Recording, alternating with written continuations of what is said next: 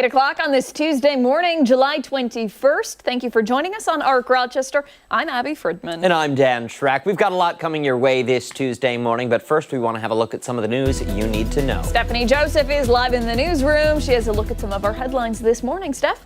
Hey there, guys. We do begin with Rochester Regional Health telling us of a precautionary issue being taken with the water at St. Mary's campus. Rochester Regional says it has identified elevated levels of Legionella bacteria in part of the water system serving St. Mary's. They've implemented precautionary measures, including bottled water for drinking and alternative bathing options for affected patients. They say there is no disruption to patient care, and the actions are out of an abundance of caution. They add there is running water in the building that can be used safely for hand washing and flushing toilets. The military wrapping up a 10th night of strikes on Iran as President Trump warns of strong retaliation after 3 American soldiers were killed. Central Command says it struck multiple targets, including Iran's missile and drone launch sites. Iran has ramped up its own attacks and continues its chokehold on the Strait of Hormuz. The deaths of the U.S. service members are the first American casualties from Iranian strikes since March. The White House says their bodies will arrive on U.S. soil for a dignified transfer. A 90-year-old woman is dead following a sexual assault in Steuben County. This man, 29-year-old Jonathan Rivaldo, has been charged with rape, burglary, and tampering with evidence. Police accused Rivaldo of attacking the woman inside a home in Corning last Monday. The investigation is still active, and authorities say additional charges are expected. Victor residents are still cleaning up from this weekend's powerful storms. On a day we are bracing for more storms in the area later today. Hail, rain, and powerful winds swept through the area, downing trees and power lines. We spoke to neighbors about fallen trees and now thousands of dollars worth of damage. Happening today, jazz music returns to Tropics nightclub in Charlotte. Enclave performs in the Jazz at the Beach concert series. The band, which has been around since the late 90s, celebrates Afro-Caribbean music performed in both Spanish and English. Tonight's free family-friendly show starts at 7 at the nightclub on Lake Avenue. And that's what you need to know. All right, Steph, thank you. We appreciate it. Now let's get a look at what we've got brewing for the next 2 hours. Starting with a Rochester native returning home to help the next generation of athletes. This morning, we're looking ahead to the upcoming youth football clinic hosted by Louisville Cardinals football player Jamari Johnson. We're going to sit down with organizers to learn how young players will have a chance to train, compete, and learn from one of Rochester's own. Then get ready to clap and sing because the Gospel Jubilee is returning to the public market on Sunday. We'll learn more about the free community event and all the special performances, gospel groups, and choirs that are set to join in. And later, we are diving into the stories that have the internet buzzing this Tuesday morning with today's Trending Now. And this morning, we're taking a look at the latest dating deal breaker for women and why it might hit close to home for some. Do you know anything about this? I don't. Interesting. I'm interested. Okay. Before all of that, though, we'll talk about the forecast on this Tuesday morning. We can expect kind of a gloomy day, occasional showers, and we have thunderstorms to watch out for, too. Meteorologist Marty Snyder tracking how long those will stick around. Marty? Well, yeah, we are starting off with at least a few of those out there now. We're tracking some that are mainly just west of Rochester. The bulk of the activity mostly is focused over Lake Ontario. You can see a lot of it just to our north, but we have been seeing at least some of that begin to move into the very northwestern portion of Orleans County. A lot of that just west and northwest of Albion, out towards Lakeside Park, one of the areas seeing some of that activity right now, and even extends even south into Erie County. So we'll have to watch that southern fringe as more of that's going to move into Genesee County and more of Orleans County over time. So again, that's what we're going to be monitoring today. Temperatures today, they're mostly starting off in the 60s to even close to 70. We're seeing numbers begin to increase, but you can see a little bit of that darkness on the left-hand side of the screen there. That's some of that rain as it's building into those areas northwest of town now. We'll see highs today mostly in the near 80 range. Again, chances there for a shower or thunderstorm at any point. Any that form could be on the strong side, especially heading deeper into the morning, going into the afternoons. We'll be watching that. About 10 degrees cooler tomorrow, 71 for that high, but then numbers recover back into the 80s again just in time for the weekend. Friday about 81 and back into the 80s into Saturday and Sunday. But bottom line, we're going to continue to watch that thunderstorm risk today. Could see a few more after this one moves through, so that threat will be there even into the afternoon for us. You know, it's going to be interesting tomorrow when the high is 71 degrees. and we're, in the mid 60s as we work our way to get to that area, it's going to feel... No. Stop. You know what I'm thinking, I know, but right? I'm trying to stop you from saying it. No, I'm glad you are, but you know what I'm thinking. Yeah. But you know what? I mean, it'll be refreshing. It will. Yeah. Oh, it will. Absolutely. And then we bounce right back, which is great because we're only in late July. A lot more summer to come. A lot more summer to come, Marty. A lot more summer to come. Thank you for reassuring that. Sure, you got it. We appreciate it. Hey, let's go off the top now and start with some of the things that have piqued our interest. I am going to kick things off today with this. Everyone loves Marineland. Do they? For my off the top this morning, well, it's a serious question. I want to go back to a story I first talked about last October. At the time, Marineland in Niagara Falls, Ontario was closed, but 30 beluga whales were still living in the tanks on the property. And the company was threatening to euthanize them unless the Canadian government gave them money or allowed the whales to be shipped to China.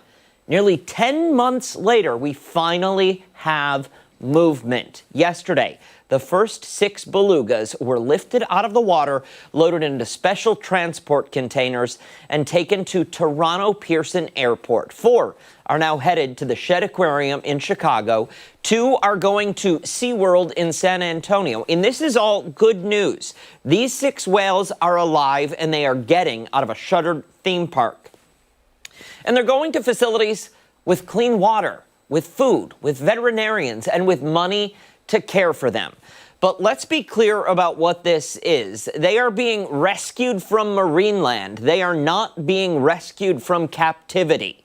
The full plan will divide all 30 belugas among aquariums in Chicago, Atlanta, San Diego, San Antonio, and Spain. But I have a question. So why are they not going to a sanctuary? The practical answer is that there's not an operating seaside sanctuary ready to take 30 belugas right now. Okay, but the park closed in 2024, 2 years ago. And we have yet to find a place where these creatures can live out the rest of their lives in peace. The planned sanctuary in Nova Scotia has been approved, but it's not ready yet. And even when that opens, it's only expected to hold about 10 whales. These animals needed somewhere to go, and they need somewhere to go now. Animal advocates acknowledge this, and they are calling what's playing out the least bad option. And yes, that is exactly what it is. But they are also right to ask why, after all this time, these animals are only being moved to other facilities that will profit off of them and not somewhere for their own welfare. Now, keep in mind, Marineland is not empty this morning. With 6 whales now out, 24 belugas still remain. 4 dolphins are also still awaiting relocation. Moving all of them could take several weeks, if not longer, and that's only if things go according to plan. So yes, this is progress. It likely saved their lives, but this is not. It's not the happy ending these animals deserve. What's more, we're only watching the end of Marineland, and that should not be confused with the end of captivity. And we should never allow a company to profit from animals for decades, then close its gates and leave everyone else to figure out how to keep those animals alive. So far, no charges surrounding the whales, including Marineland's treatment of the belugas and its threat to euthanize them, which is disgusting, have been filed. Ontario's Animal Welfare Services has faced serious criticism for failing to act more aggressively over this. How it will end, we don't know yet. Because again, you've got dolphins still and 24 belugas still in captivity there. Remind me if you don't mind. What is that sound? I feel like that's the same noise we were hearing yesterday. Do you? Oh, people on the roof. Great. Okay. It sounds like people are going to be coming through the roof momentarily. Okay. I'm sorry. Sorry. I'm sorry. Like, short attention span. Remind me why Marineland closed in the first place. I believe it was all financial. Financial? Okay. And remind me what their plan was. They just said, oh, hey, we're out. These are now property of Canada? Basically, yes? Okay. Take care of them. Okay. And that's, sorry, no way to go. And now, I can't imagine that there would be no repercussions for that. I agree. Again, no charges have been filed as of yet, and we can't say that they will be because we don't know if there will be any charges filed. That's serious. That's serious. Can you hear that? I mean, the whole, it's shaking right it's now. problematic when you're on live television. Okay, it's all right. They did pay a fine a few years back over the treatment of, I believe, 3 black bears. Okay, I believe it was like an $85,000 fine or something like that, or maybe it was $8,500. Forgive me, I don't recall. However much it was far too little. Yeah. Yep. And when you're listen, we're not talking about, you know, one animal. We're not talking about something that slipped through the cracks here. We're not talking about an accident or some sort of grave oversight. We are talking about blatant mistreatment of animals. Because I don't care how you spin it, you shut down the theme park and you know those animals were not going to get the same level of care as they were when that theme park was open, because you had to make sure they looked good, were well fed, and were jumping through hoops. Which that's not what they're there for. They are not here for our entertainment. You want to see whales? Go watch the Discovery series Planet Earth. Whale watching. Go whale watching. Read a book. They're not here to make you smile. It's just honestly gross the way they've been treated.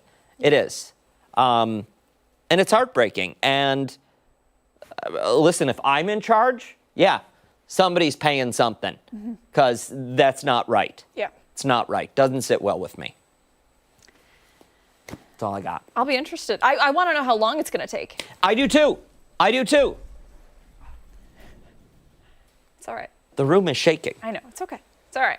We'll move along to mine. How do you feel about water parks? You like them? Yeah. Me too. Would you ever, They look like fun from a distance. from a distance. Would you ever live at one? Live. Yes. Like Like live at a water it's my park. home? It's your home. Nah. All right.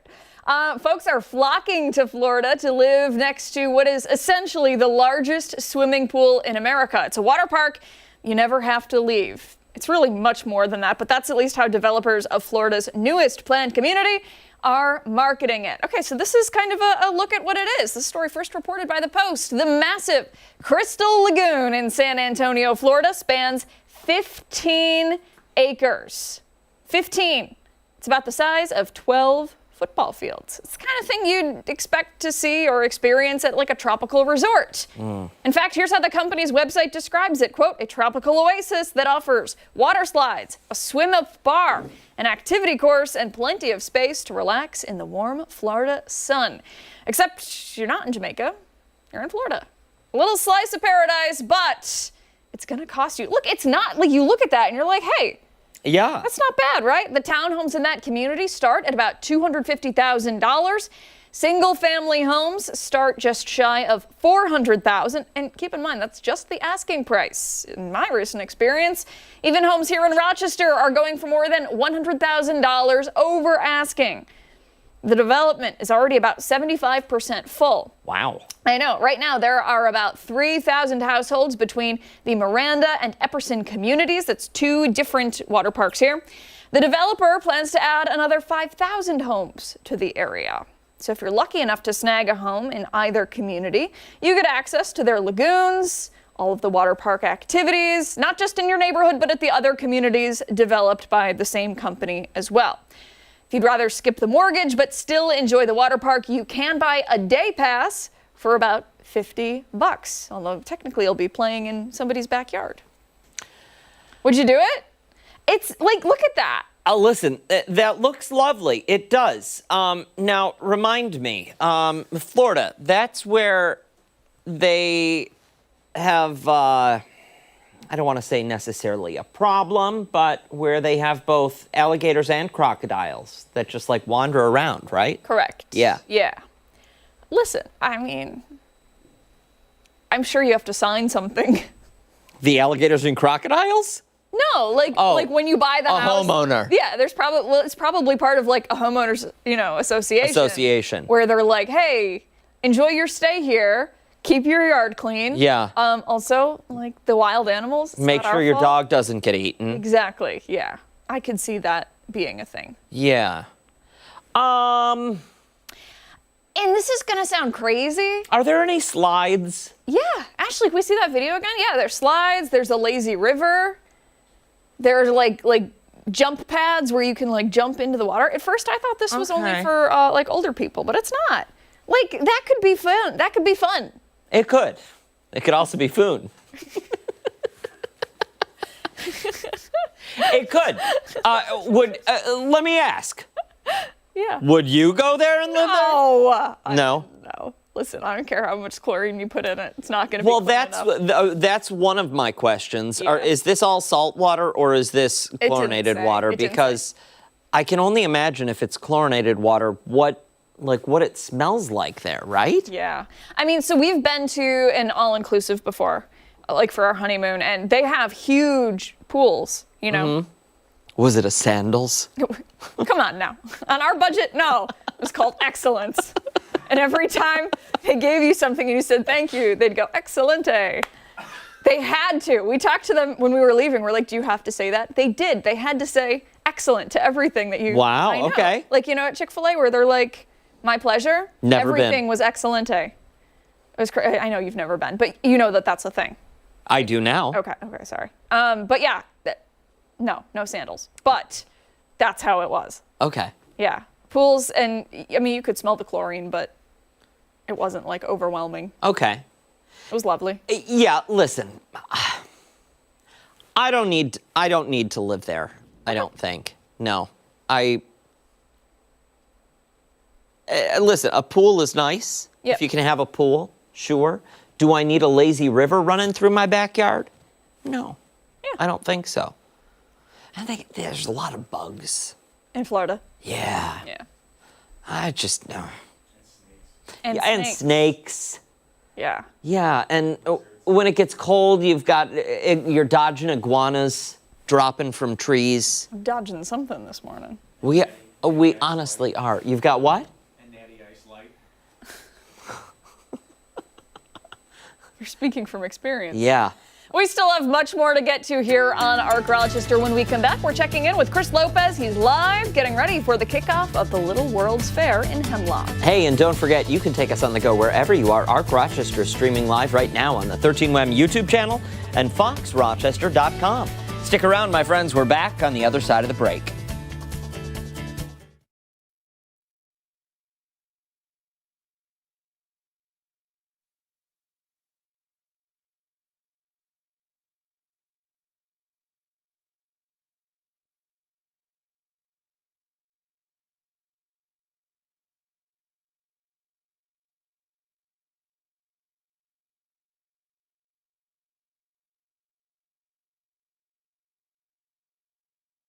Fall through and land on me. No. I'll be asking you guys like basic questions. You've already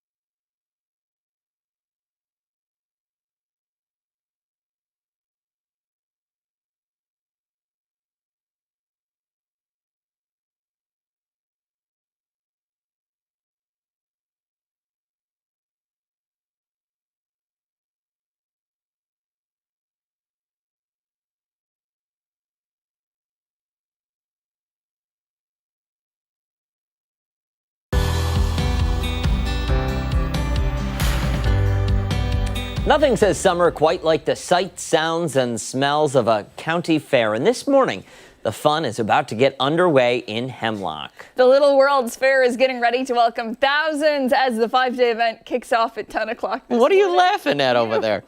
Just the way you said that was funny. Oh, I don't okay. know why. Rides, fair food, all of the special events in between. A little something for everyone out there. Chris Lopez live at the fairgrounds giving us a sneak peek. How's it smell out there, Chris?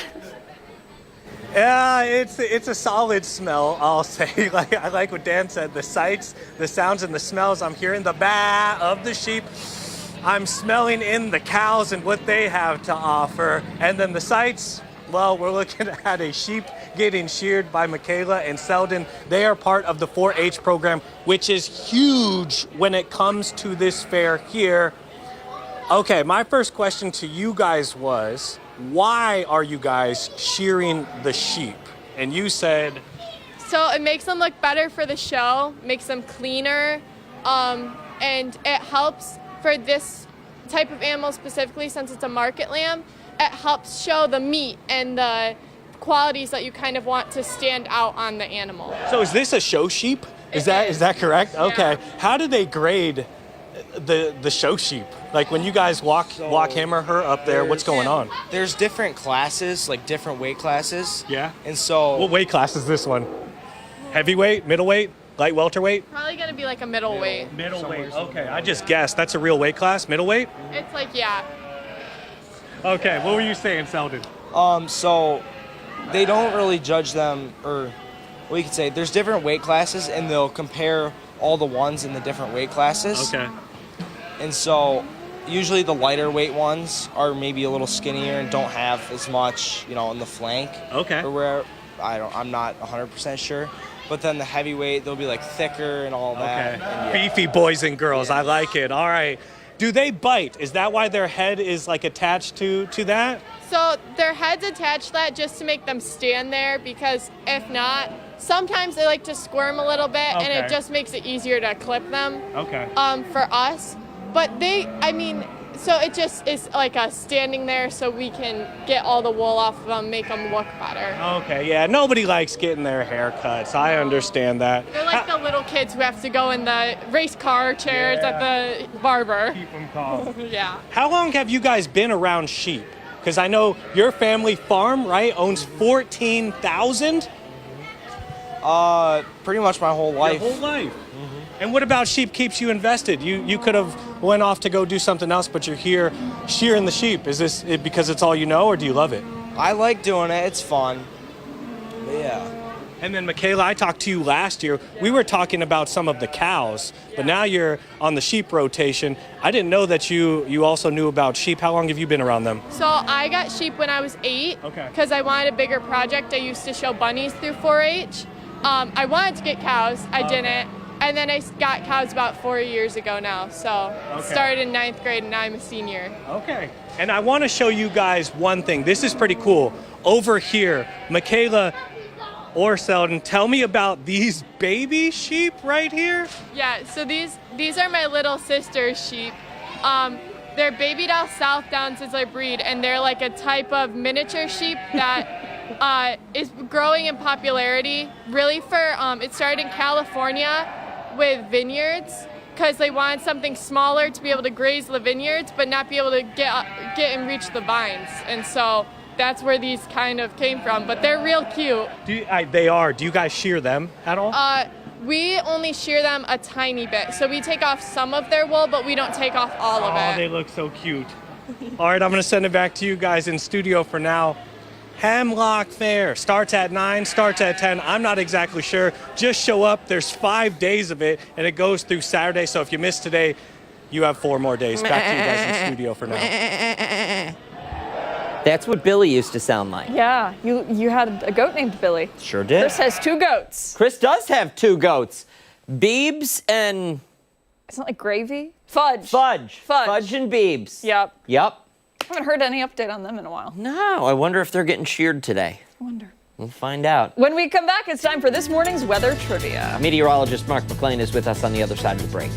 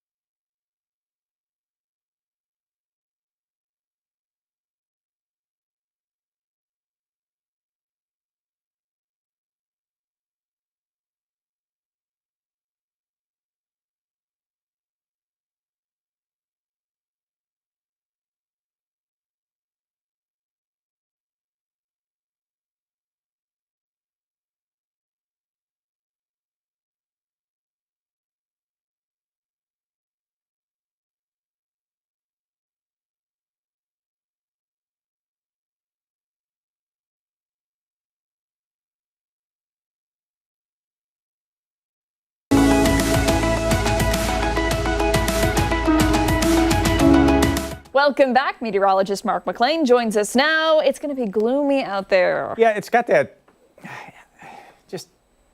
I don't know what. It's got that McLean across the sky. It's not that gloomy yet, okay? It's not an active thunderstorm, all right? No, it does. It's mostly cloudy. I mean, we got a couple of showers trying to fight their way in, but, it looks like the way that this is playing out that this area of rain may actually help us later today. This is out ahead of a warm front, so it may act to stabilize the atmosphere a little bit, as opposed to starting the day off dry and then. I know exactly what you're saying. No, you have no idea. You have no idea. The atmosphere is more than conditionally unstable today, Dave. Oh no, had nothing to do with that. Okay, No. I thought that's where this was going. No. All right, let's check out the weather trivia. So we had some heavy rain on Saturday, right? We had more than 3 inches of rain. How many days in July in Rochester's history have had more than 3 inches? Now, keep in mind, 3 inches of rain is like a month's worth of rain in one day. Okay, so 4,805 days in July. How many days? 3 days, 6 days, 9 days, or 12 days in the history of Rochester? Rochester had more than 3 inches of rain on Saturday. How many July days in Rochester's history have had more than 3 inches? Okay, I believe he said this. I think so too. yesterday. Yeah. Did I say it on the air? I believe so. We'll have to see, I guess. I don't remember saying that. Yeah. No recollection of that one. But we have a chance to put down some rain again today. Let's talk about that. It actually came all at once. Look at this. In the last 2 weeks, we've had one day with rain, and it was Saturday. It was all of it on that specific day, 3.01 inches. There's that overcast that we have. Notice how the sky is darker on the left-hand side of the screen. That's where some of this rain is moving in from. And the other number that's on the way up is the dew point. That's at 62 now. That number likely set to move through the upper 60s, possibly to near 70. Good news with this. This really had a little bit of a bite to it when it was on the west end of Lake Ontario. Now that it's out over the center of the lake, this area of thunderstorms has weakened pretty nicely. It was up to about 80 strikes, cloud to ground strikes in 15 minutes about 30 minutes ago. Now it's down to, what's that say, 29 cloud to ground strikes here in the last 15 minutes. Most of this is actually cloud to water out over Lake Ontario. But if you're up along the lakeshore and you're seeing that, snap a picture, 13wham.com/chime in if it's safe to do so. We like to see your handiwork, and you can see the downpours moving through Orleans County, parts of Genesee County, into western Monroe County, kind of in a hurry to get out of here too, which is also something that's good for the morning commute. But if your commute takes you west, you're definitely going to run into this for this morning. Behind that, we'll just have to watch how this plays out. There is a cold front that has to move through. That's back through Michigan right now. It looks like that arrives late this evening and overnight tonight. As that air pushes in, you're going to notice the big drop in the humidity and the drop in the temperature too. But Futurecast, it looks like there's a higher chance south and east of Rochester late this afternoon. We'll have to see how this plays out. Lake Erie may also stabilize the atmosphere west of Rochester. There's a good chance because we have a southwest breeze that we'll see a stable lake shadow develop. That's an area where the cool lake surface starts to stabilize the atmosphere as we move through the afternoon and early evening. And that threat for rain is pretty much done by midnight tonight. We'll see the clouds thin out late tonight and into Wednesday as the sunshine makes a comeback during that time period. Thursday looks like a pretty nice day. Everything, the clouds thin out right there. But the storm threat today is a slight chance of severe weather. So that's, if you're looking at this in terms of categories of 1 through 5, this is a level 2. Level 3, which is what we had on Saturday, that threat is down to the south. That's through parts of Pennsylvania, parts of New Jersey, parts of Ohio, parts of West Virginia there, well to the south. But one of these storms, could it get severe? It's possible. If the sun pops back out for an hour or two as we head through the early afternoon, that would destabilize the atmosphere enough. But, localized damaging winds, much like we had last weekend, some downpours, lightning, hail, and the possibility of some poor drainage flow. Anywhere near as strong with those winds? At this point, I think the chance compared to what we were looking at yesterday is a little bit lower today than what we were looking at yesterday. I just don't want to say no, because one word that you never use in weather is never, because never almost never happens. Potential rain amounts, this is the other thing that's going to be interesting to track. You're not seeing a lot through this evening, but you catch one of these downpours and it's a quick half-inch of rain in about 30 minutes time as those storms move on through. So we'll have to do a lot of radar watching today and especially that afternoon and early evening time period. But especially east of Rochester, the high temperatures back in the low 80s during the afternoon. Tonight will drop back to the low 60s. Thunder early, mostly cloudy. And 7-day forecast, boy, I didn't want to put it up there, but I had to on Thursday. You know what it's going to feel like? Late September? Like September. Oh, like September. Yeah, and that's still summer.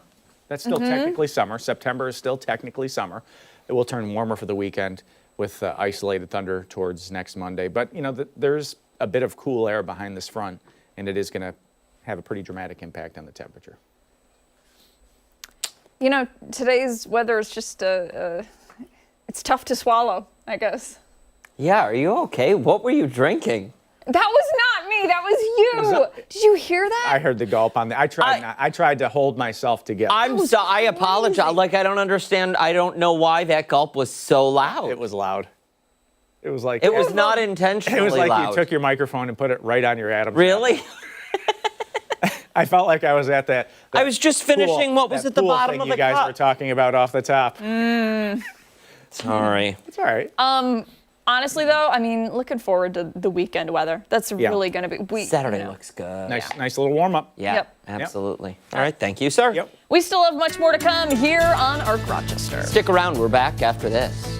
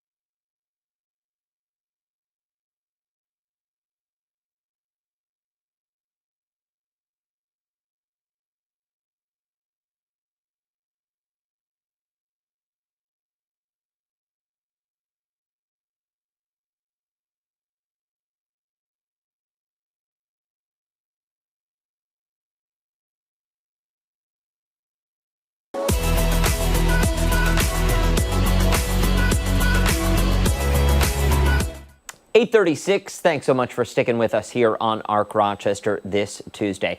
We want to take you behind the story this morning as New York City Mayor Zohran Mamdani says his office is still looking at arresting Israeli Prime Minister Benjamin Netanyahu if he visits the city this fall. National correspondent Kelley Gaffield tells us more.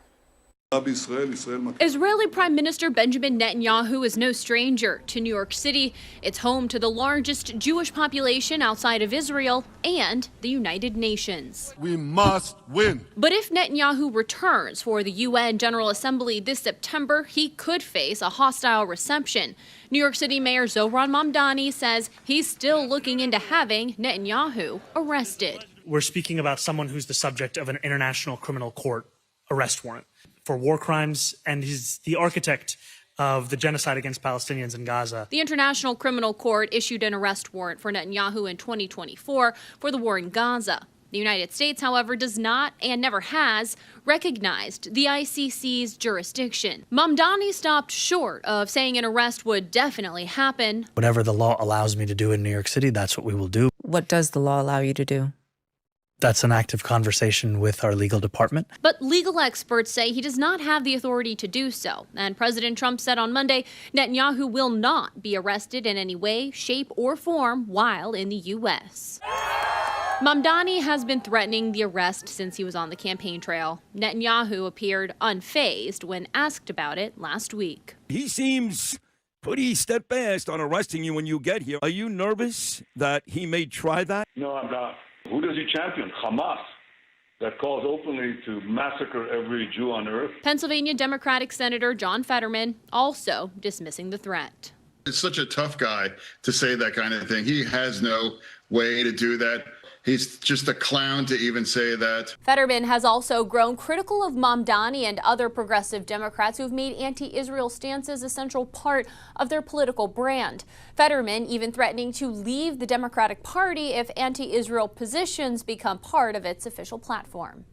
In Washington, I'm Kelley Gaffield. 8:39, don't go far. Much more to come here on ARC Rochester, including when we come back, we are once again going live to Chris Lopez, who's exploring what the Little World's Fair in Hemlock has to offer. And you can stream us on the 13 Wham YouTube channel and arcrochester.com.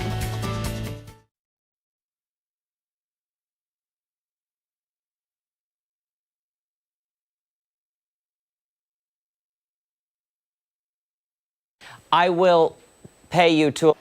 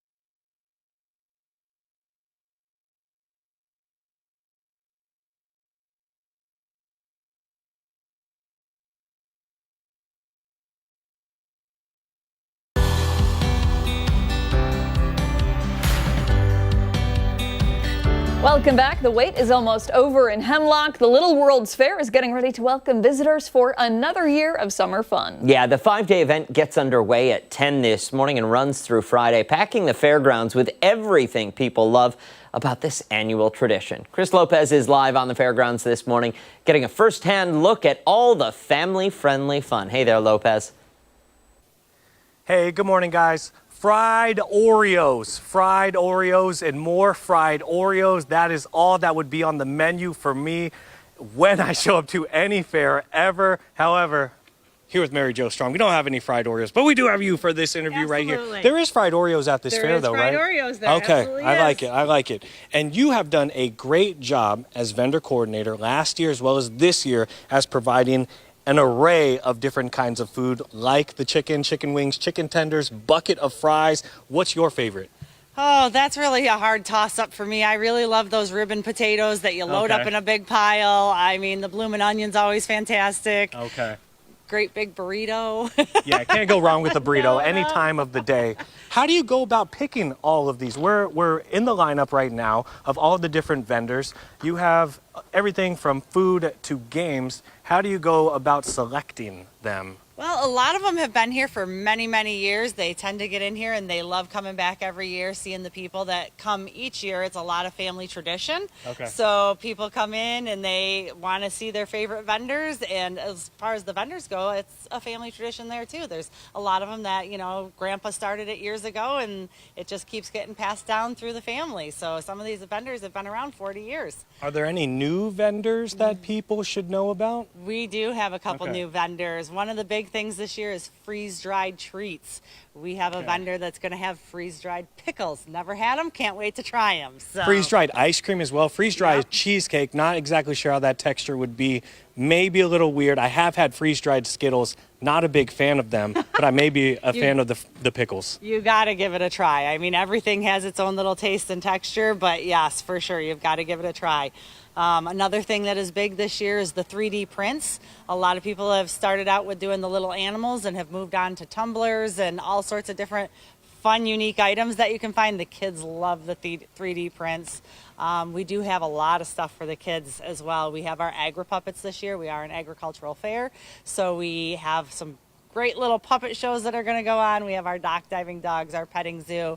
We have Robin's Heavenly Birds. So you can go right into this little bird exhibit. It is handicap accessible, and you can hang out with a whole lot of birds. You can get a little stick with some food on it and feed them if you dare. But it's a lot of great kid-friendly stuff going on. We are going to have some wood-fired food this year. We have wood-fired pizza and wings this year. That's really great. So, yeah, we've got a lot of good and fun things. And what's cool about this fair is it's, correct me if I'm wrong, all volunteer-led. And you've been a volunteer for a very long time. You've actually been going to this fair since you were a kid. Yep, my dad has volunteered here since I was a toddler. So I was a toddler here wandering around, sitting on the back of his pickup truck while he was working up stuff on the track. So eventually I decided I wanted to become a member, and here I am up to here in this. And you're VP now, right? Yes, I am. VP, Yep, okay. Yep. And what's one thing that someone should check out? You're going to have to pick between your kids, but if someone's showing up, where should they go for vendor-wise? Oh my gosh, there's so many things. I can't pick just one. I mean, you know, you got to go in and check out the train exhibit in the Ag Expo building. And there's a lot of new vendors in there this year. So there's even something for the adults. There's a cool new way to, if you don't have gardening space, to create a small little garden with these new devices that this guy invented. So it's a local inventor around here. It's really kind of cool. So you just got to check it all out. You got to plan for the day. You got to come down, bring the family, bring your friends, and just enjoy the day. I mean, it's one price admission for everything here. Just come and enjoy the day with us. It's gorgeous. Okay. I know a spot you can check out. Check out the fried Oreos. That's what you can check out. The fair runs until Saturday, so you got 5 days to check that out. We will have more ARC Rochester after this and info about the Hemlock Little Worlds Fair on our website on 13 Wham and Fox Rochester.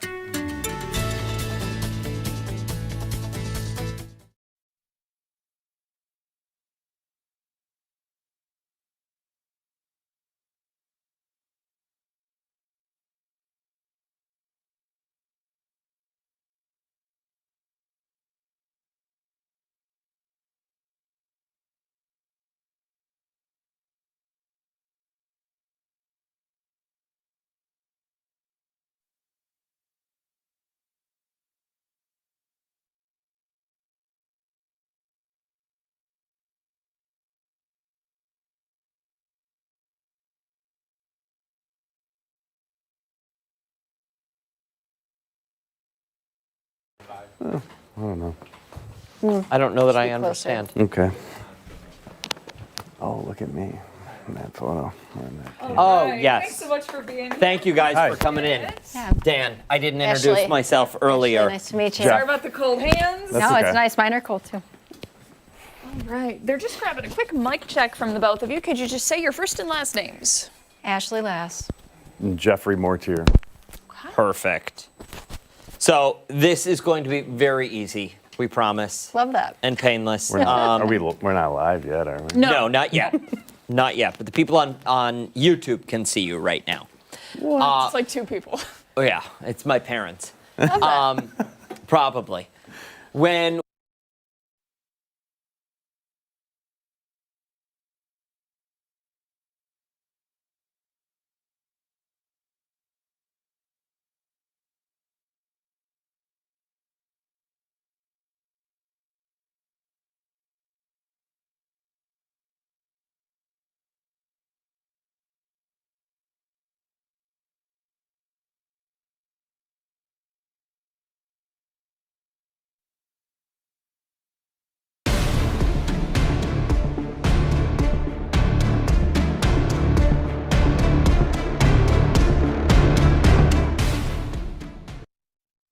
.8:49 this Tuesday morning.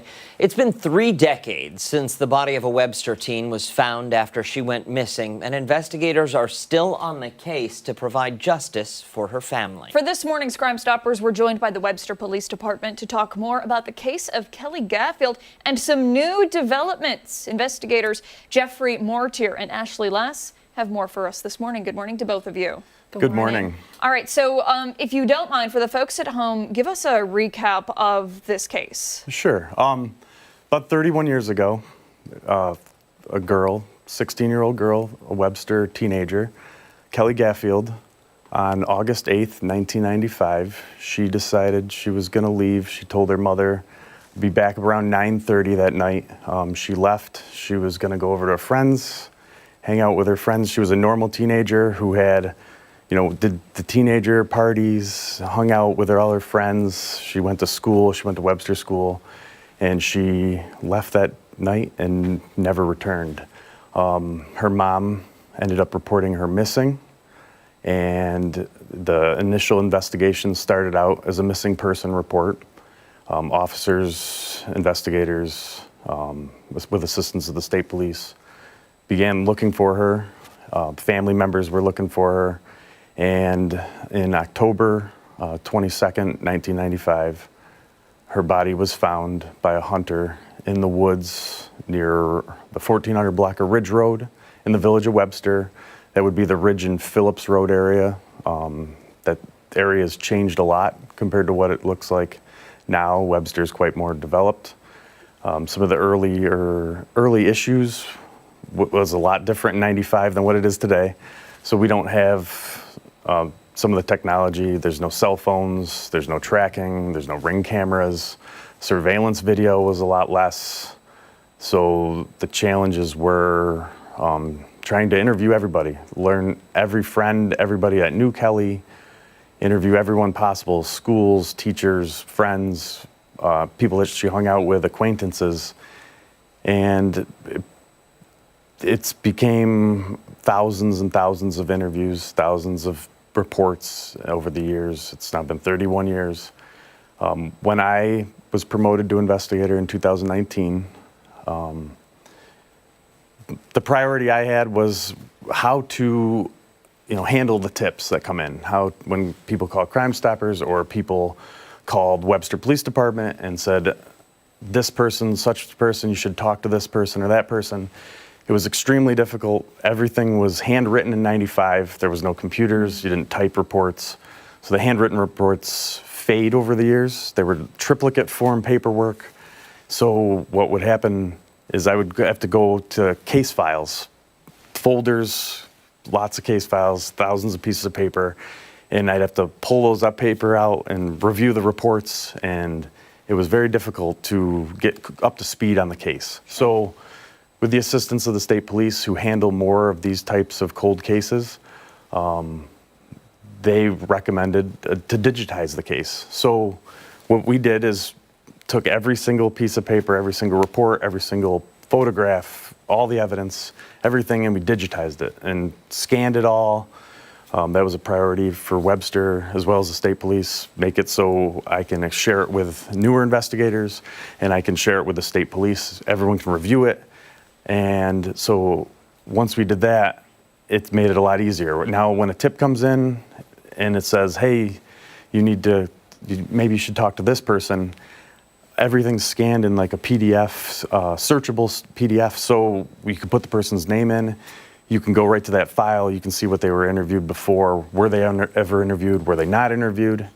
if they were interviewed, you can compare it to what they said now. If I go interview that person, I can compare it to what they said before. Maybe they were lying before, maybe they were telling the truth. So now it makes it a lot easier to review that. That was priority number one. That took 2 years worth of scanning. Were there any people of interest at the time or suspects in this murder? There have been people of interest. There are people that hung out with her more. There were people that names come up repetitively that were around her. You know, some people have maybe criminal histories, so they get profiled as being possibly involved. We do have a list of persons of interest, yes. Okay. And, you know, curious to know when it comes to digging through new evidence or old evidence, I guess, and making new discoveries, what is it that you have found? First of all, being digitized helps so much, being able to be organized. I still look at the case. I have read through it, took a little bit, but it's just you have to keep rereading it and just kind of honing in on specific details that you want to pick apart and revisit. It's a lot, and it's great. It's good to know a lot of those details and kind of moving forward with the family and being able to investigate further. I'm excited about more organized. Digital is great. How is the family? I can't imagine living with that loss and with no resolve for 3+ decades. So the family, you know, they've been frustrated.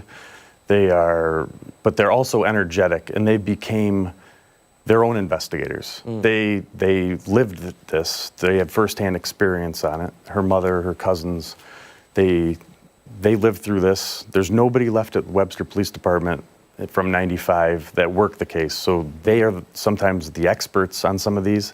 And I meet with them twice a year. We talk more than that, 5 to 10 times a year. I use them as a resource sometimes on some of these tips. Some of these tips come in and I have no idea what to do with them. I can't figure out if it's a real person, and I've bounced those off of the family and said, like, hey, what do you think of this tip? I've had letters come in, things, just completely odd things. There's conspiracy theories out there, of course, and there's people that call and throw out random names because they had a bad experience with somebody. And they're like, oh, this person might have done it, but they live in Kansas, or they live, you know, just as an example. So I don't know what to do with that. So sometimes I do bounce it off the family. The families became experts on this as well, and they are a good resource to have. I hope they find me, you know, and the Webster Police Department a good resource, and we bounce ideas off each other. And we want to do anything possible, and if their ideas help solve it, or someone else wants to provide a tip, we want those resources, we want those tips. Absolutely, because we know it's just one piece of evidence that someone thinks you may already know that could really help unlock something big. Thank you so much for coming in. We greatly appreciate it. We're going to post all of the information you need to know, including the Crime Stoppers number 423-9300 on our website. If you want to make any reports on this case, how you can reach out, you'll find it all on foxrochester.com. We still have much more to get to here on Arc Rochester. Stick around. We're back on the other side of the break.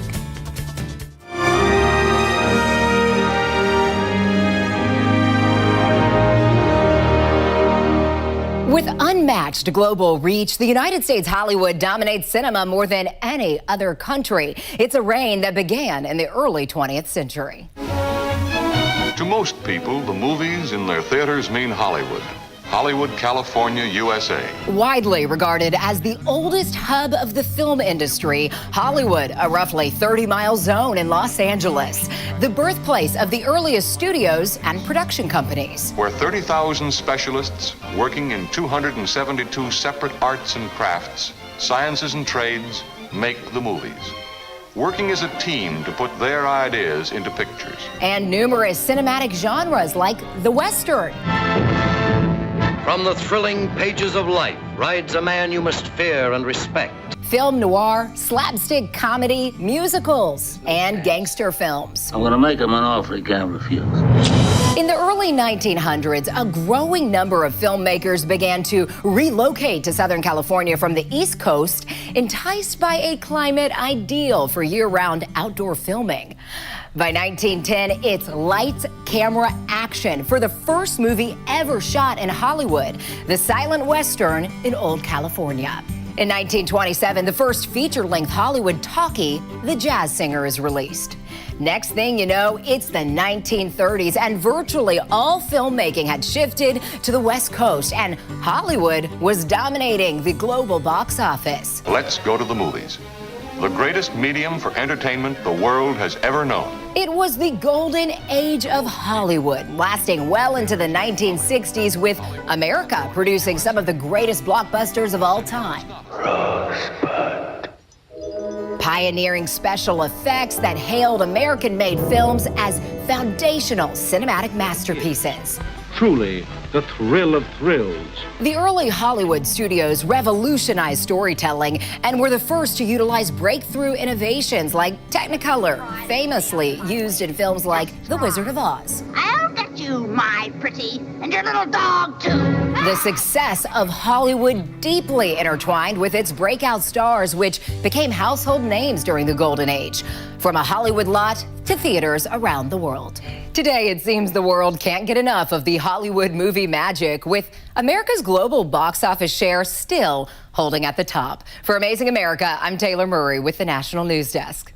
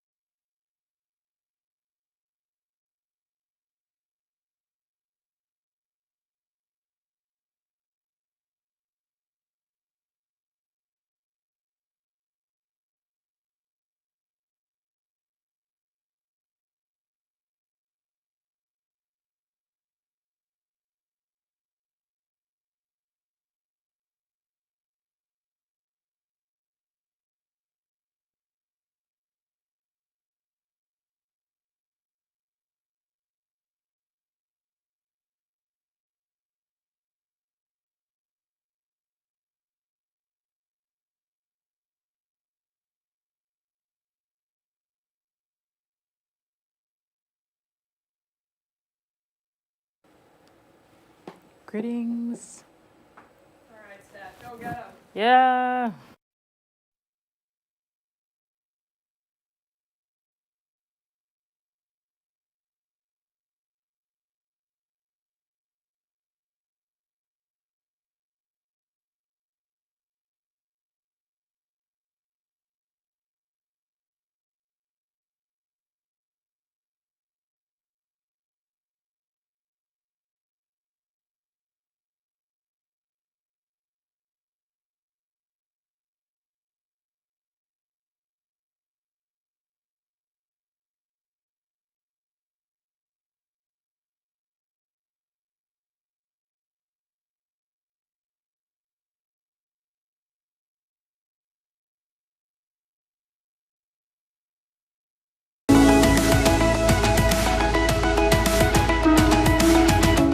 In today's political pulse, a dignified transfer is expected for the service members killed amid the ongoing war with Iran. Now, what the continued conflict could mean for the price at the pump, and how much Canada can expect in new tariffs from President Trump.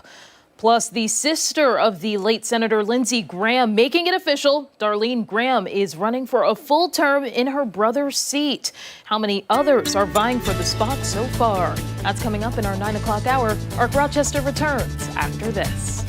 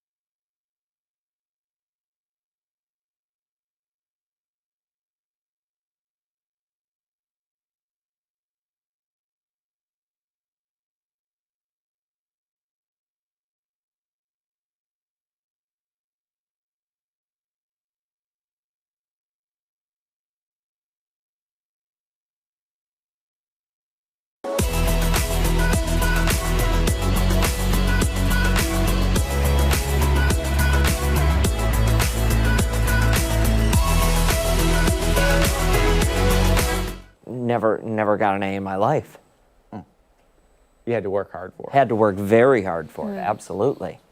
Sorry, just welcome like the back. gig here. Tuesday, yes, just like the gig here. Got to work hard for it every day. Every day. Yep. Every day. It's time for weather trivia. Let's do it, Mark. Should we do weather trivia? Yeah. Okay, so we're talking about rain from last Saturday, 3 inches plus. I was just looking back. Our records go back to 1871 for this trivia, just so you have a little background on this. 31 days in July, 155 years later, okay? That's 4,805 July days. Of those 4,805 July days, how many of them in Rochester's history have had more than 3 inches of rain?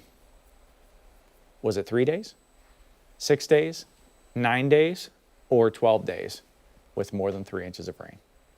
3 inches of rain for this area is a lot of rain. It is. It's a ton of rain. Rod and Marlene and Allison have B. Dennis, Sarah, and Charlene have A. Yvonne, Mark, and Barbara, Karen, B. Happy Tuesday. Happy Tuesday, Karen. They never let a Tuesday win here. Never let a Debbie has A. Babs has C. Cassandra, B. It's still there, Barbara. It's still there, I promise. It's just blocked by all these clouds. Ian, Cheryl, Tom, and other Cheryl have A. Lots of A's this morning. Gina has B. Steve and Tim, Sandra have A. David, B. Seems to be about right. Barbara has C. We've got Maria, Ron, Deborah, and Janet with B. Thanks, Deborah. Yeah, I know. Actually, the forecast is starting to look a little better. Julie has A this morning. Thanks, Jim. A. Ryan, Jennifer, Debbie have B, as does Tahuti. Tahuti, thank you. Yeah, stay dry too, Florence. Doesn't look like it's going to be a washout today. Doesn't look like it's going to be a washout. David, Herb have C. There you go. He got a little compliment thank there. you. Thank you Paul very has much. B. Joan has A. And Lima Pumpkin Fest has B this morning. We've got Louie and Lisa with A. Barb, Jim, Kristen with B. Totally blind guess. Well, sometimes it just is. Lisa's Yup. dad has C. Good morning, Barb. Stay safe. Don and Kelly have A. Frank has B, as does Robert and Katie. Kevin and Colleen, D. Vicky and Gary, C. Mary Pat, Frank's wife, has C this morning. We've got Cheryl, A. Little battle there. Dave, Cheryl's husband, B. You have a wonderful day as well. Richard and Eva, D. David, B. Judy, David's wife, has C. Is that it? Yeah, that's all of them. Lots, just lots of them. We may have to put this like in the categories, A, B, C, D, and then have like the names drop down below. But I love the comments. Now, I think yesterday. Yeah, did I drop it? You told us it was 3 days. That's what I thought too. I don't remember doing that. I'm trying to think of what you Each were. one of these weather hits is 6 minutes, so it is possible that. I want to say it was when you and Marty were both out here. Oh, when we're having our little back and forth on the severe weather. Maybe. Maybe not. I don't know. Either way. I can't let that bias your choice of A, B, C, or D. I'm going A. I'm going A too. Well, actually, it's B. Oh! So you just lied to us Yeah, yesterday? you lied to us Is that it, yesterday, Mark? or you were wrong? Sometimes a little white lie doesn't hurt you, right? What? Right? Well, 3 No, point. that's only when, how do these pants look? They look great. 3.01 inches of rain that fell on Saturday ranks as the 6th greatest July rainfall. How about that? Well, it barely made it, first of all, into the 3-inch. I got the eye roll for that one. No, I'm rolling my eyes because my battery just died. dead. Technically, we're off to a very sound start in the 9 o'clock hour. I think this is a muddy paw first, right? Oh, a hoof? That's a piebald deer. That's a variety of deer that has, it's some kind of genetic thing going on, and you get the brown and the white. Well, It's not an albino deer, and it's not, a regular deer. That's a deer. It is a deer, yep. But a piebald, it's called. But so the folks that sent this picture in call him Pie Guy. So that's where the name came from. Pretty. Look at up there that. at the top. Very Yeah, pretty. Yeah, pretty, right? Stay out of my garden. You need Tuesday. Stay out of my yard. Yeah, we may have some rain around for today, as you can Whoa. see. That shifted a little interestingly. Yeah, Speaking of it interesting moved every time. technicalities, yeah, right? We'll have to check that one out. But anyway, you catch one of these downpours today, and could be some wet paws out there if you're taking out the pup. Wednesday looks dry, but again, may still be a little wet in the morning after some of the rain today. We'll have to see how this plays out, but dry otherwise. And most of us are seeing a dry start. There is a shower moving through the city right now, 70 degrees. The dew point is at 63. That number is on the rise. What are you looking around for? I think something's up with your mic. Is it? Yeah. It sounds. Tap, tap. You're sounding funny. No, that's Crackly. That's my regular voice. 60s for the dew point today. May get close to 70 this afternoon as that warm front crosses the area. So this is a day that's going to feel, quote, humid outside, but it's not going to be one of those humid days that's like totally uncomfortable unless you're doing something really strenuous. Then you're going to sweat it out with that dew point near 70. That dew point stays in the 60s tonight. Watch it drop back as we head towards Wednesday. The cold front goes through, and this will be pre-dawn. So you get some of those numbers back in the low 50s, and that's where you don't even notice the atmospheric moisture content. We're down to just 4 cloud-to-ground strikes, cloud-to-water strikes now. So this rain that's moving on through is weakening up pretty well and driving off to the east. So yeah, this is one of those forecasts. It's going to be interesting to see how this plays out. You see that other complex of thunderstorms south of Erie, Pennsylvania. That's likely where there's a better chance for severe weather breaking out. Lake Erie is actually going to stabilize the atmosphere in western New York this afternoon. We get that southwest breeze over the lake, and that's going to keep a lot of those thunderstorms south and east of Rochester. So if we do have a chance for severe weather today, it looks like it may be in the Finger Lakes and east into central New York. We'll be here through this afternoon to keep tabs on that for you. And, July started off like a firecracker, right? We had 4 straight days in the 90s, but it's going to end on, if you averaged out the next 10 days, this is a 10-day weighted average, okay? It's going to be a little cooler than normal to end the month, but not unusually cool. We'll see temps in the upper 70s at lunch, low 80s this afternoon. Could be a few downpours, especially east of Rochester. Tonight, that number back in the lower 60s. That thunder threat early seems to be mainly east with that mostly cloudy sky. And warmer by the weekend. We're going to warm things up. May need the air conditioner again by Saturday and Sunday with some of those numbers moving back into the 80s at that time. Yeah. Don't think you're going to need it tomorrow. It doesn't look like it. Low 70s. It's going to have that September feel. I put September air up there, but the cooler air without the humidity. And I'm okay with it because we know we're going to rebound because we're still in the thick of summer. Yes, and the cold weather complaint department has not yet. It's still under construction. Yes. Okay. It's still, and usually that takes until at least the middle of September. That hasn't prevented the mail from coming in. But it's stacking up outside. It's just not allowed in yet. Yes. Okay. Yes. Yeah. They are expanding. It's excellent news. They're expanding for this fall? Yes. Okay. They sure are. Okay, I can't wait. Thanks, Mark. Yeah. We still have much more to come here on ARC Rochester. When we come back, we're going to check in again with Chris Lopez. He's welcoming guests to kick off the Little World's Fair in Hemlock. And don't forget, you can take us on the go wherever you are. If you're standing in line at the Little World's Fair, you can stream us on foxrochester.com and 13 Wham's YouTube channel. We're back after this.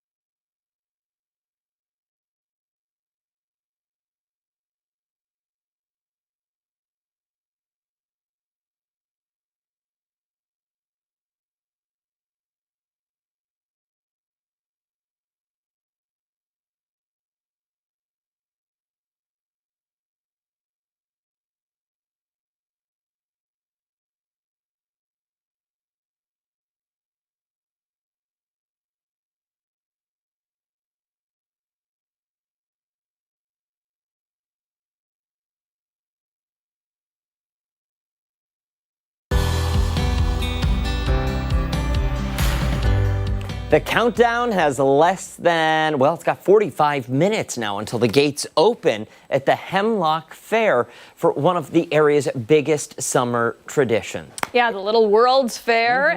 For the next 5 days, fairgoers can expect everything from carnival rides and mouth-watering fair food to live entertainment and exhibits. Chris Lopez has been live there all morning. He's learning about what everyone can expect. Chris? Hey, good morning, guys. Yeah, learning a lot. I'm here with Jim Wingate, Mary Jo Strong to my left. We've covered a lot this morning. Stunt driving, sheep shearing, food. Am I missing anything? What else did we cover? What's going to happen all week is have just plain fun here at the grandstand. And starting off today, 11 o'clock, Sire Stakes races with big money Mark told you about earlier from New York State Sire.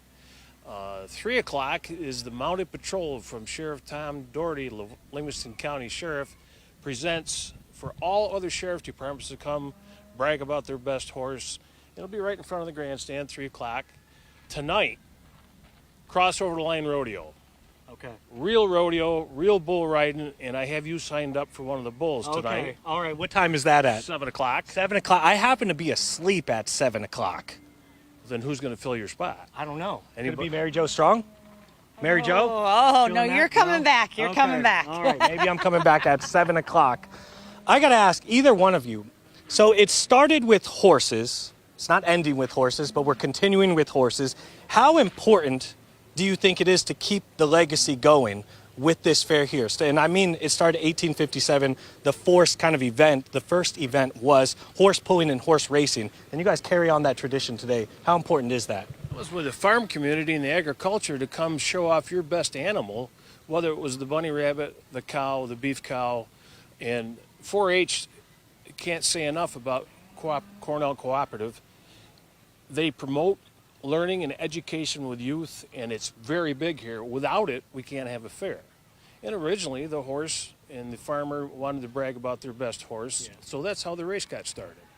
And long before me is when Mark was here. Yes, yeah, we talked to Mark earlier this morning. Mary Jo, let's talk a little bit about the vendors that are going to be here. In case anyone missed the hit about 30 minutes ago, what should they look forward to when they show up today or tomorrow or the next? Well, you always want to come to a fair hungry. I mean, the variety of food, like you said, the deep fried goodies, you have to have the Oreos, the Reese's peanut butter cups, all that. There is everything from curly fries to Italian sausage. We do have breakfast here. If you come early, there is a vendor that has breakfast. We have some cold brew coffee, all of that good stuff.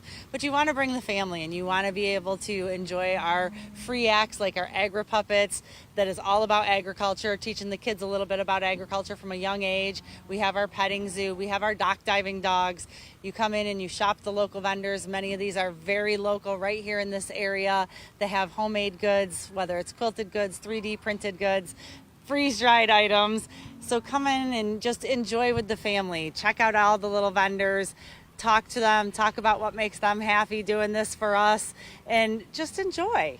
And Jim, I got to ask you, I'm going to finish out final question with you. Sure. Some Rochesterians don't like to drive more than about 15 to 20 minutes. You guys are beyond that. What would you say to those people that say, it's a little too far for me, I don't want to go? Route 15A or 390, you're 17 minutes from Henrietta. Can't get any closer. There we go. Just a short drive. I can't beat that. T-minus, what, 45 minutes, 50 minutes? 10 o'clock kickoff. 10 o'clock kickoff. There we go. 4 o'clock the ride start. All week long, there are 4-H exhibitions showing off their animals. Can't miss it. 4-H horse shows. Cash only, right? Cash only, but we have ATM on the gate. ATMs all over the place. Sure. Back to you in studio for now. We'll have all that info on our website, 13WHAM and Fox Rochester. Back to you guys. Awesome. Chris, we're thinking of snacks right now because you've talked about food all morning and we're a little bit hungry. Do you have any suggestions? Other than deep-fried Oreos. Deep-fried Oreos. No, other than that. Yep. Deep-fried Twinkies. They don't have those in the Okay, vending we don't machine. have any of that Snickers. stuff here. No, well, I don't know what you guys have there. I think there's sodas in the fridge. He works here, right? Last time I checked. I don't know, maybe I'm not his snooping key around card the won't fridge, get him though. All right, Lopez, thank you. We appreciate it. When we come back, Steph will be here. She's breaking down some of our top political stories. Political Pulse is coming your way next.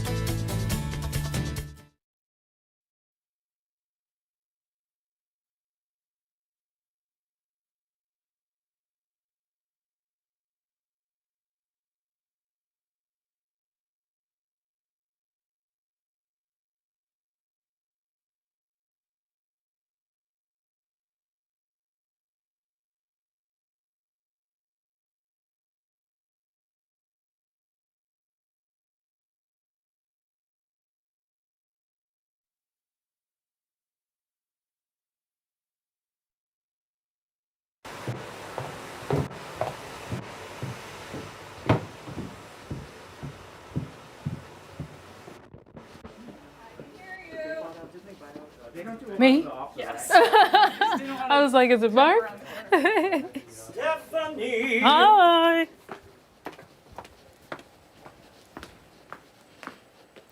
Oh, why did I plug that up? Don't worry, I'm coming back.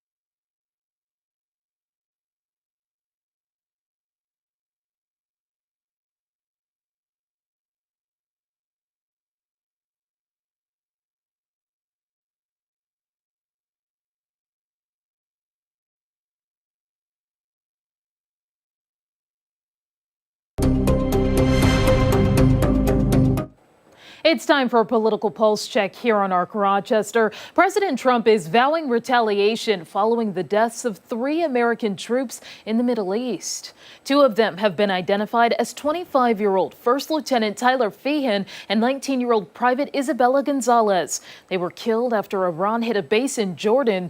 A 3rd soldier also died in northern Iraq following the controlled detonation of an Iranian drone. A dignified transfer is expected, but it's unclear when. The military is also looking into unidentified remains that could be a missing soldier. Now, nearly 100 service members have been hurt since July 7th alone. Last night, Central Command said it struck multiple targets, including Iran's missile and drone launch sites. Iran has ramped up its own attacks and continues its control on the Strait of Hormuz. Prices at the pump are climbing back up to an average of about $4 a gallon nationwide. That's according to AAA. And the impact on oil prices will be dramatic. There's no way out of the current impasse because the Iranians are insisting they will control the straits, and we're saying they will not. Now to new tariffs on Canada from President Trump. He's imposing a 50% levy that would apply to several goods, such as electric equipment and machinery. However, there are items exempt from the tax. Those are fish, energy products, and certain minerals.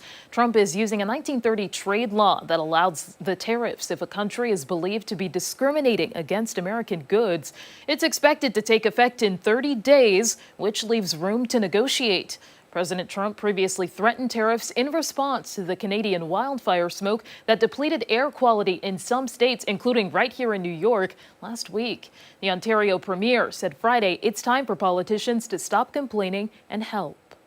If there's some politicians out there chirping away, well, maybe what you should do rather than complain is send support, send help, because we have done the exact same thing for our American friends. We got to stop the fires up there. If we can help them, we'll help them. But maybe they should pay us some damages or something, or we should do some tariffs. But it was terrible. And it's official, the sister of the late Senator Lindsey Graham is running for his seat for a full term. Now, Darlene Graham was appointed to finish out her brother's term last week following his sudden death. President Trump encouraged her to take this step. She has never held public office before. At least 3 other people, including 2 congressmen, announced they were running for the seat.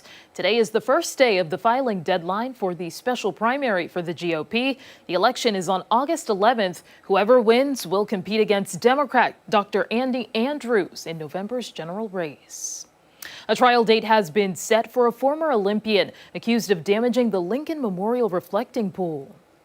The trial of David Hearn is set for September 28th. Hearn was indicted on felony property destruction. He faces up to 10 years in prison if convicted.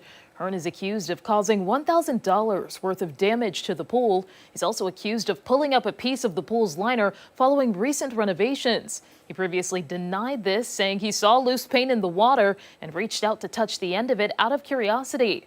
3 other people are facing misdemeanor charges. Now, the pool had a multi-million-dollar renovation, but was then invaded by green algae. And finally, the White House is now upgrading a Qatari-gifted jet.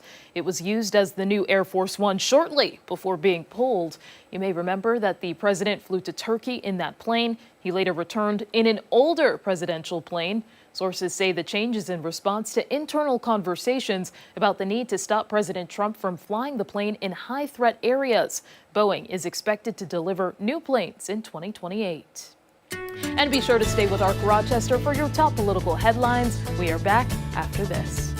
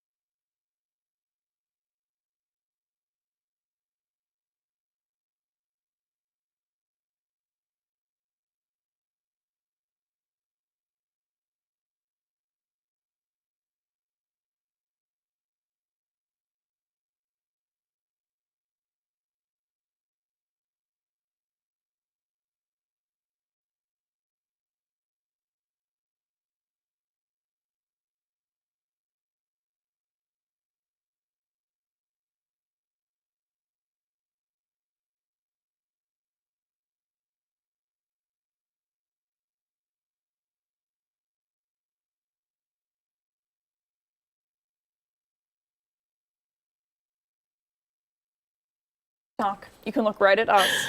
Pretend like the cameras aren't here. They're just grabbing a mic check from you. Can you just say your first and last name? So do I turn towards you here? Yeah, you can just turn right like towards this? me. Yes. All right, your first and last name, please. Yashika Johnson. Is her mic okay? Awesome. Great. Perfect.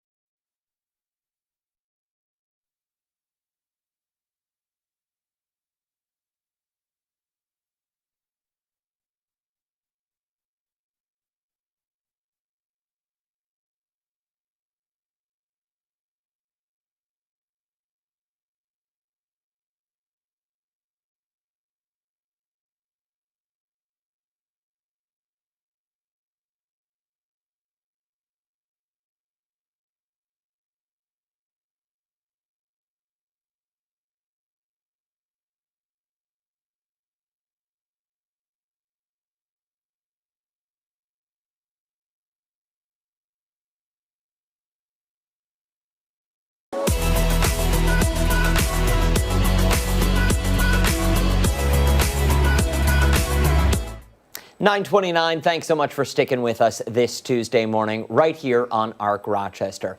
Jamari Johnson is a Rochester native who currently plays football at the collegiate level for the Louisville Cardinals. And this weekend, he's coming home. Oregon. University of Oregon. University of Oregon. News to me. I am sorry. We're so sorry about that. But we do have Yashika Johnson here with us today. Thank you so much for coming in. Thank you. Tell us a little bit about the football clinic, and we apologize for that. That's okay. So sorry about that. That's okay. The football clinic is a free clinic. Football clinic. It'll be held at East High School, and it'll be open to girls grades 3rd through 12th and boys grade 3rd through 12th. Go ahead. And so what we'll be doing is hosting, having coaches doing agility, doing mentorship, leadership training, and things like that on the field. Now, tell us, why are these events so important for our community? Events like this is important because we want to bring the community together. So this is a positive way to bring the community together, is having it through sports. And, you thrive on and off the field. So that's the motto, bringing leadership, confidence. So that's just something that we wanted to do to give back. Jamari wanted to host this camp, and along with our family and friends, we're able to do that, along with my husband, Tim, who plays a part in the organization of this. Mm-hmm. Now, you're Jamari's mother.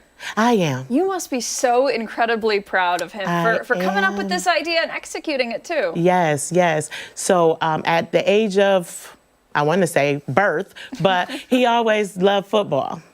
So at the age of 5, he started playing football at different levels. So one of those levels was Louisville, because he started out, he got recruited the first from Louisville. and then he transferred to University of Oregon last year. Last year was his first year at Oregon. What has that journey been like for both you and for him? Because I imagine it's got to be similar, but also very different experiences at the same time. Yes, it's different. Just raising 7 children between my husband and I. He's the baby. So this journey has been different from when we were raising our older children. But the exposure that he has and the platform that he has now, that this is one reason why we want to give back to the community, because he has that ability to do so. He's always had the dream of playing football at the next level. So he's looking at going to the next level. So that's just a drive that he had, and it's definitely a journey.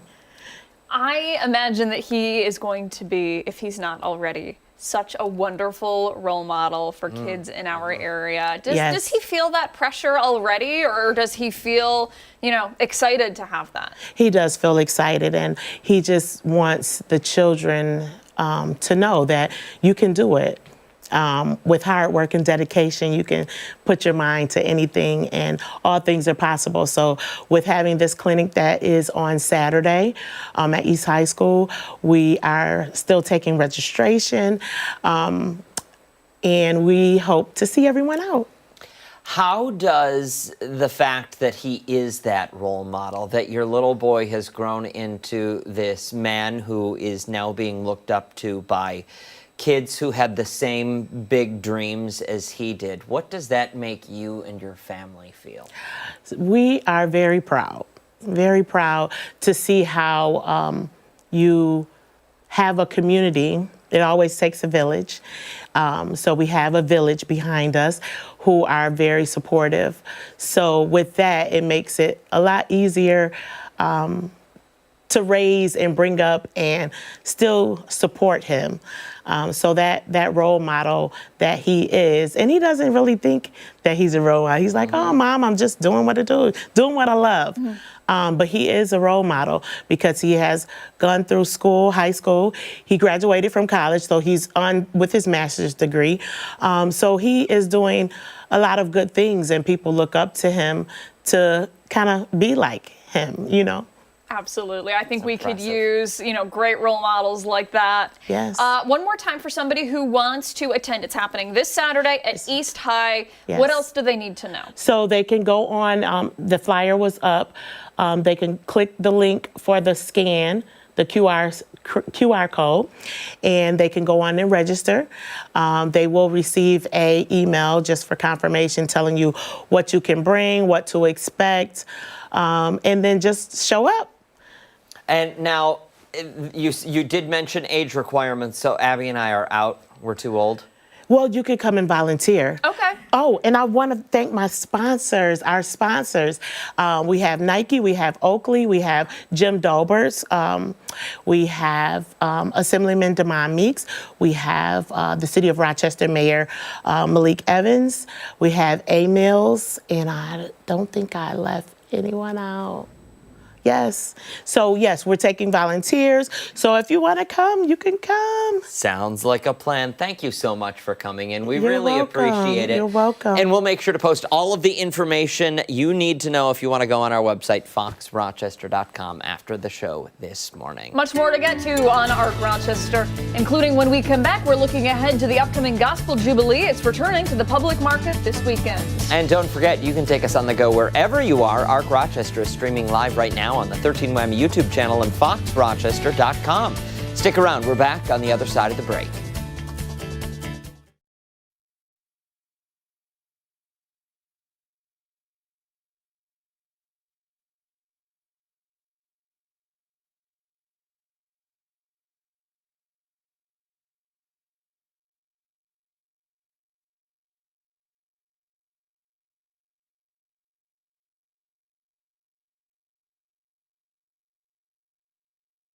Sorry, thank you again so much. Thank you so much. Yes, thank you. Best of luck. Yes, thanks.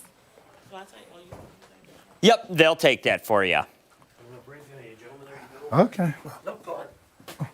You first. You need to be on TV. Have a great rest of your day. Thank you. Hang it right, sit over.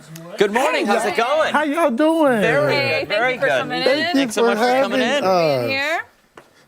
How's the day treating the two of you? It's beautiful out so far. before it rains, you know. Yeah. Soak it up while you can. Mm-hmm. All right, they're just grabbing a quick mic check. Can we have you guys just say your first and last name? Jason Monroe. Ty Milton. Perfect.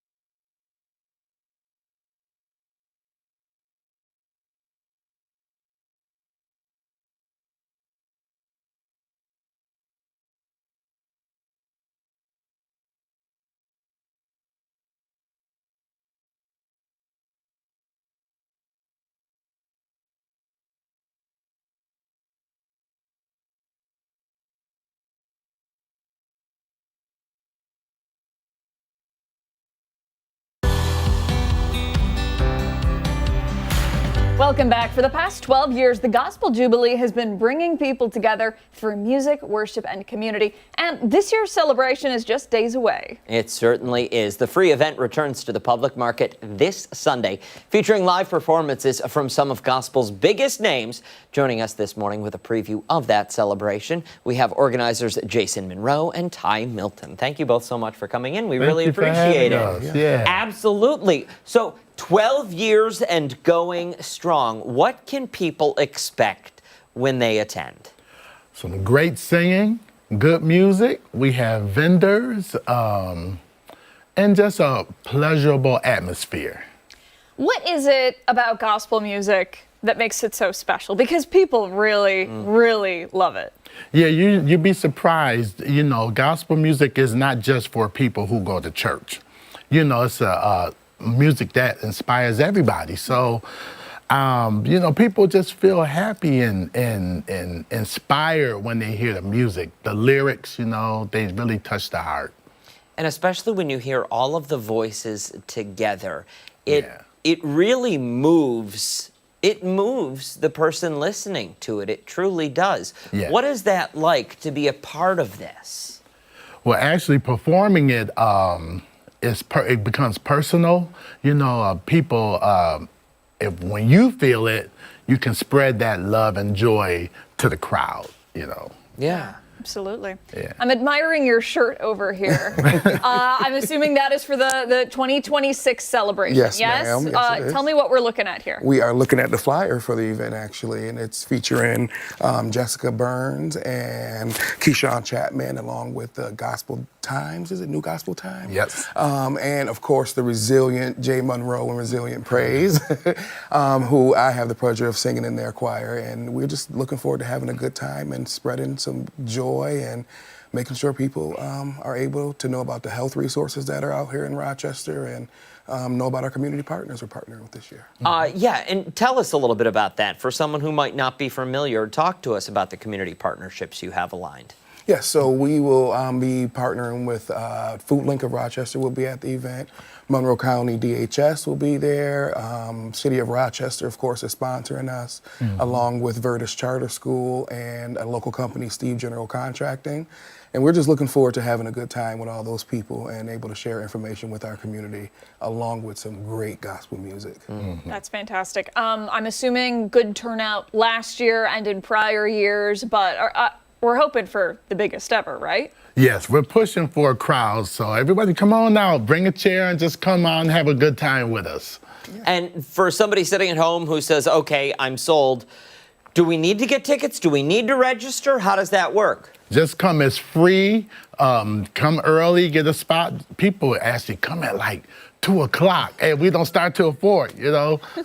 Yeah. Listen, when the Spirit moves you, you got to show up. You got to show up. Yes. And we're thankful the weather has always been pleasurable for us. That's good. Yes. Yeah, well, I mean, I think, fingers crossed you guys are Right. in good shape here. And if not, you know who to blame. He's right over there. Absolutely. Send your angry mail to him. Yes, we'll give you the address before you leave, just in case. Absolutely. Thank you both so much for coming in. Thank We you for really having appreciate us. your time this morning. One more time, it's happening this Sunday at the Public Market from 4 until 7 p.m. Yes. Perfect. Yeah. Thank you Thanks both. again. Thank you for having us. Time right now, 9:42. When we come back, a look at some of the stories that have people talking this Tuesday morning. Yeah, we're talking trends on the other side of the break.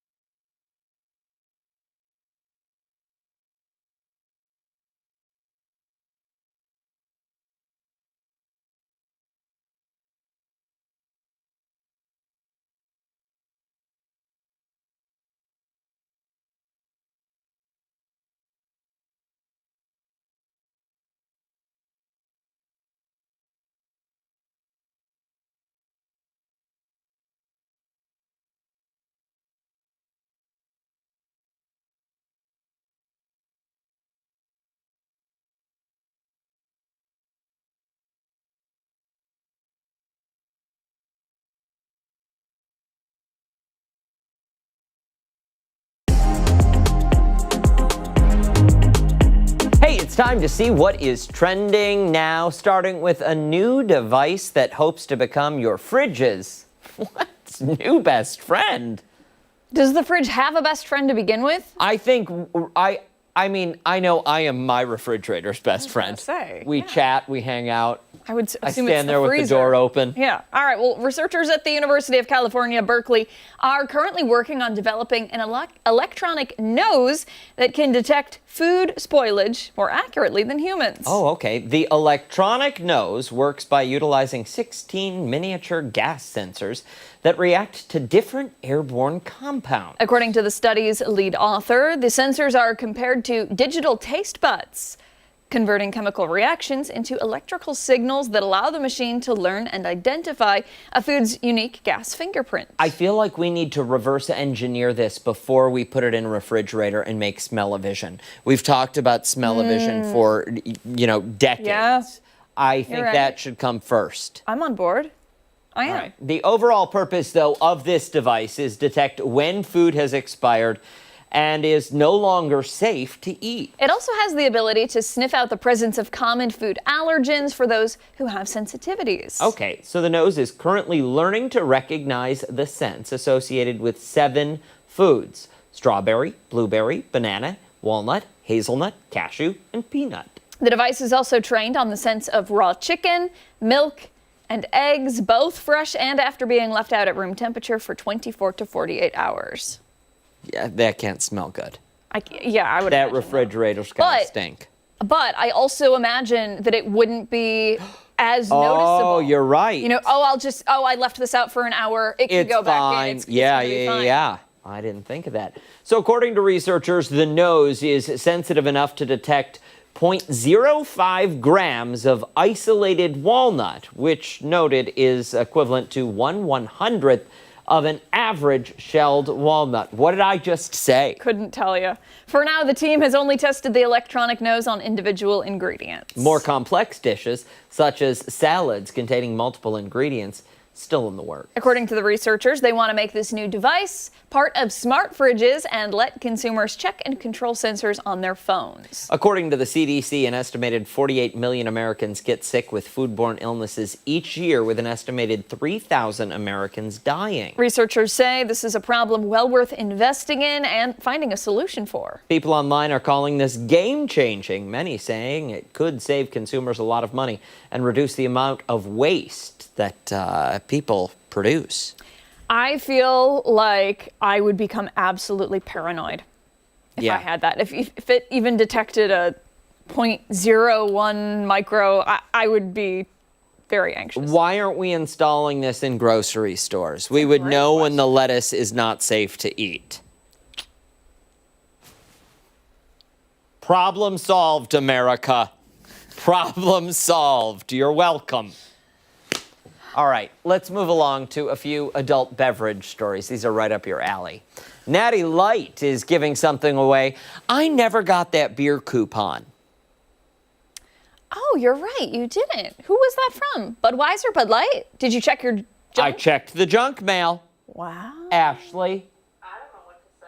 I signed you guys up. I don't think she did. I think she's lying. Interesting. Okay, so this is for hardcore beer fans. The company recently announced the Cool Shed. It's a new backyard creation that uses solar power to keep beer cold during the hottest days of summer. Yeah, the walk-in cooler is designed to function as a fully built backyard shed that uses rooftop solar panels to power the cooling system. The brand is giving one lucky fan a Cool Shed. It's part of a new sweepstakes running through the end of July. One grand prize winner will receive the fully built Cool Shed along with a prepaid card worth $15,531.60, equivalent to purchasing two 24 packs of Natty Light each month for 35 years. The first 500 eligible entrants will also receive a $15 prepaid card to be used toward purchasing their own Natty Light. The Cool Shed features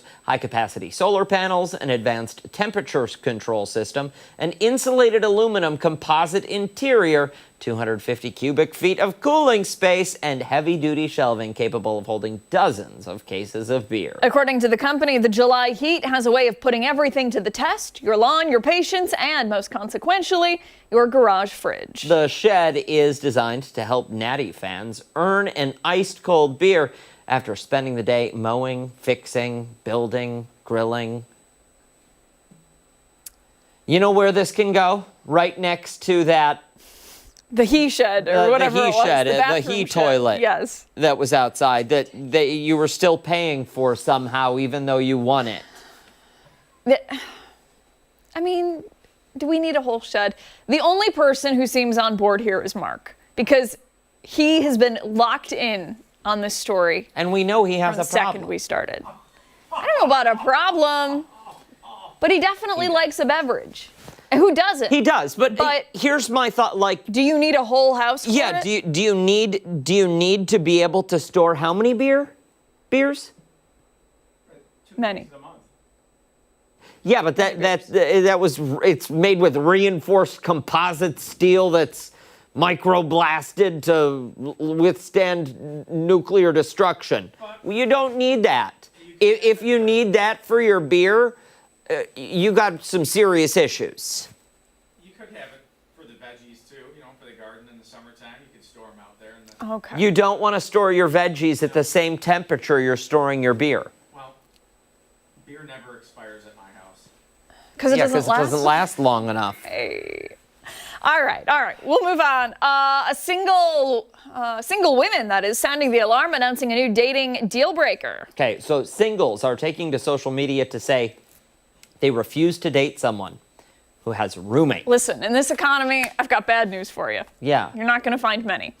For a lot of folks, they're saying it is not an excessive ask and that they simply won't settle for any excuse. According to one influencer on social media, she says that if a man doesn't have his own place, she's not dealing with him, and that's that it's a heavy no. People in the comments are addressing this controversial take, many debating whether a roommate situation is a practical reality or a sign that someone hasn't reached the level of independence they are looking for. While women have their own mixed thoughts, men in the comments are pretty furious, saying in today's economy, drawing the line at having a roommate is crazy. Other men have tried to reason with these women, saying that the less money they spend on rent, the more money they can spend on you. One male commenter even said that he once felt a ton of pressure to live alone in order to maintain a relationship and now regrets it. He wrote he wanted to show potential girlfriends that he was successful and had his life together, but ultimately became a financial responsibility and the relationship ended poorly. People. Listen, if you're going into the relationship saying, I don't like this about you, stop right there. Stop right there. And don't go into that relationship. Yeah. And I'll tell who's this social media influencer? Do we know who she is? I couldn't tell you who she is. Because I'll tell you what, I don't like somebody, I would never go out with somebody who's so judgy. There's my red flag. You know what I mean? I do, yeah. Like, I do. We're nitpicking here. Yeah. We're nitpicking here. This is coming from a guy who literally was told by a dating app, you have to go outside the country to find someone because you're being too picky. Yeah, no, they didn't say I'm being too picky. They said, wow, you've got above average standards, Dan. That's what they said. Look elsewhere. Look elsewhere. Anywhere. But really and truly, if you don't want to date somebody who has a roommate, don't date somebody that has a roommate. Not being forced You to. don't need to post your opinion on it on social media. Just because you have thoughts in your head doesn't mean you need to share them. It doesn't. You know what I'd tell her? Shut it. Nobody wants to hear. Unfollow. My God, go and do something in the world. What are you doing? Your dating advice. Go and do something. All right. The great news is, when we come back, it's our final thoughts. And I think you should take tomorrow off, I think buddy. you need another piece of chocolate. I think you need more than that. Our final thoughts on the other side of the break.